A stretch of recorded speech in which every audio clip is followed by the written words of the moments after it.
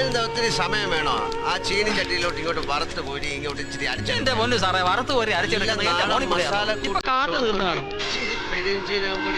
അരച്ചെടുത്തൊന്ന് വയറ്റിയ mutton chops മാറി.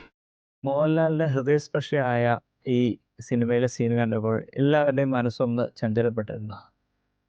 ശരിക്കും real ലൈഫിൽ അൽഷിമേഴ്സ് രോഗം ബാധിച്ച ഇങ്ങനെയാണോ? ഒരു പരിധിവരെ അദ്ദേഹം കാണിച്ചതെല്ലാം ശരി തന്നെയാണ്.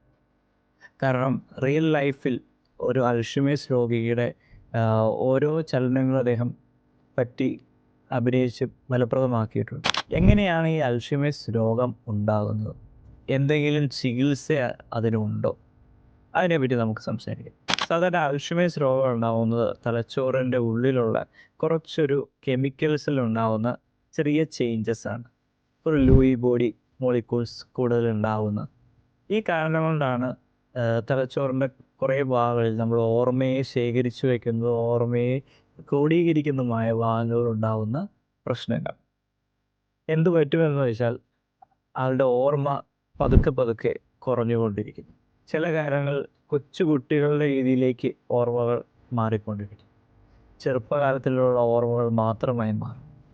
അപ്പോൾ ഓരോ കാര്യങ്ങൾ ചെയ്യുമ്പോൾ ഒരു ഗ്രോണപ്പായിട്ടുള്ള ആൾ ചെയ്യുന്ന രീതിയിലേക്ക് എത്താതിരിക്കുന്നു.